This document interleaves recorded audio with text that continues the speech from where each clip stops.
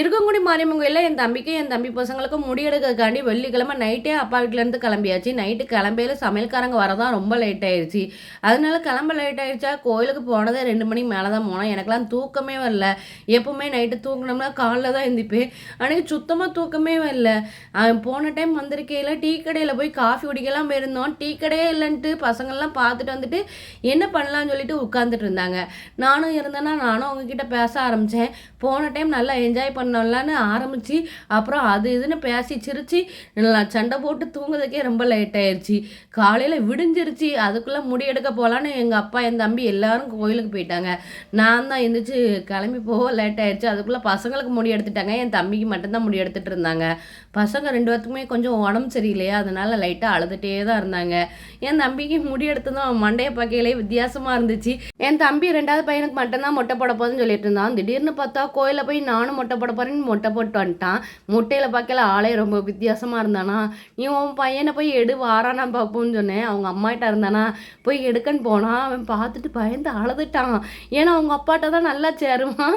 அவனே போக மாட்டேன்னு சொன்னது அவங்க அம்மாவுக்கே சிரிப்பு வந்துருச்சு.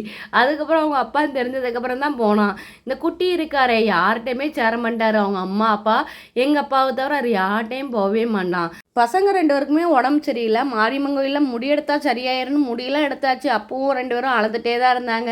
இதான் ஃபேமிலி மொட்டை. 3 பேரும் எப்படி ஒன்றோல மொட்டை எடுத்திருக்காங்களா, பார்க்கையில எவ்வளோ அழகா இருக்கு. 2 பேரும் வந்தோமா, மொட்டை போட்டுமா,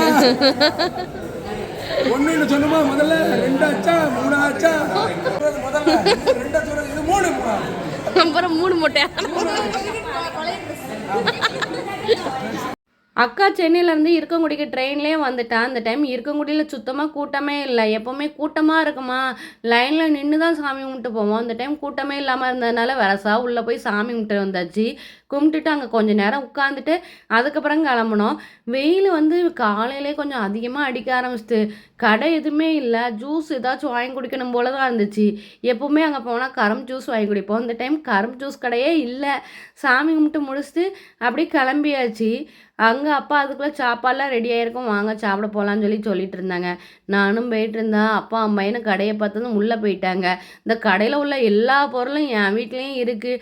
ஆனால் எங்கே போனாலும் ஏதாச்சும் ஒன்று வாங்கினா தான் அப்பாவுக்கும் பையனுக்கும் சந்தோஷமாக இருக்கும்.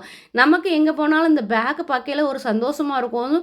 நிறைய டெடிபேர் பேக்கு, பொம்மை பேக்கெல்லாம் பார்க்கையில ரொம்ப சந்தோஷமாக இருந்துச்சு. ஏதாச்சும் ஒன்று வாங்கலாம் தான் நினச்சேன். சரி வேண்டான்னு சொல்லிட்டு உள்ளே போய் பார்த்தா இவங்க ஒன்று ஒன்றா பார்த்துட்டு இருக்காங்க எதை வாங்கலான்னு.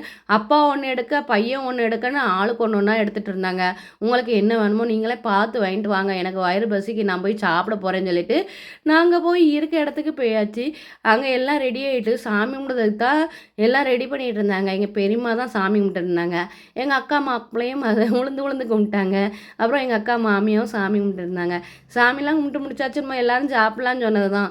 வரிசையில் உட்காந்து சாப்பிட ஆரம்பிச்சாச்சு. சூப்பராக இருந்தது சாப்பாடு. எங்கள் பாப்பாவுக்கு காது ஒரு ஆட்டை அடைச்சிருச்சுன்னு சொல்லிட்டு கன் ஷூட் பண்ணுறதுக்காண்டி எங்கள் அக்கா கொண்டு வர சொல்லியிருந்தா. எங்கள் கவுசு கொண்டு வந்திருந்தா. அதை பாப்பா காதில் அடிக்கிறதுக்கு முன்னாடி அவங்க அப்பா, எப்பா என் பொண்ணுக்கு வலிக்கும் வேண்டாம் அப்படின்னு சொல்லிட்டு இருந்தாங்க. நீங்கள் தூரம் எரிஞ்சு போங்கன்னு அவங்கள பற்றி விட்டுட்டு அப்புறம் அடிக்க உட்காரலான்னு பார்த்தா பாப்பா விளாட வச்சுட்டு தான் அடிக்க உட்காந்தோம். ஆனாலும் மேடம் அங்கனைக்கு இங்கனைக்கும் காதை ஆட்டிகிட்டே இருந்தாங்க. எப்படியோ கஷ்டப்பட்டு அடிச்சிடலான்னு பார்த்தா எங்கே அடிக்கவே முடியலை. அவள் காதை தொட்டது இவங்க என்னமோ நம்மளை பண்ண போறாவான்னு சொல்லிட்டு அவள் உஷார தலையை அங்கிட்டும் இங்கிட்டும் ஆட்டிகிட்டு இருந்தா. கரெக்டாக எங்கள் அப்பா வந்தாங்க. எங்கள் அப்பா வந்து உட்காந்துக்கிட்டு பாப்பாட்ட வந்து விளாட ஆரம்பிச்சிட்டாங்க. பாப்பா நான் பிடிச்சிக்கிட்டதே நீ அடின்னு சொல்லிட்டு எங்கள் பாப்பா மண்டையை சக்குன்னு பிடிச்சது தான். அவள் பயந்து அழ ஆரம்பிச்சிட்டான், நம்மளை ஏதோ பண்ண போகிறாங்கன்னு சொல்லிட்டு. எங்கள் அப்பா நான் பிடிச்சிக்கிட்டதே நீ அடி அடின்னு சொன்னது தான். டக்குன்னு அடிச்சிட்டா. அவளுக்கு அழுக கண்ணீர் தரையாக ஊற்றிருச்சு. அப்புறம் சரி சமாதானப்படுத்தலான்னு சொல்லிட்டு 2 பேரும் இதையும் சொல்லி சமாதானப்படுத்திட்டு, வா பாப்பா உனக்கு பொம்மை வாங்கி தரேன்னு சொல்லி கூப்பிட்டு வந்துட்டாங்க. நான் வரலன்னு சொன்னேன், கேட்கவே இல்லையே. வெயில் என்ன அடி அடிக்கி, நான் தூங்க போகிறேன், எனக்கு தூக்கமாக வருதுன்னு பார்த்தா, தூங்கலாம் வேண்டாம் வா போய் சுற்றி பார்த்துட்டு வரும்னு ஒரு கடைக்குள்ளே இழுத்துட்டு போயிட்டாங்க. போனால் எனக்கு ஏதாச்சும் வாங்கி தரணும்னு சொன்னேன். சரி உனக்கு என்ன வேணுமோ வாங்கு அப்படின்னு சொல்லிட்டு இருந்தாவ.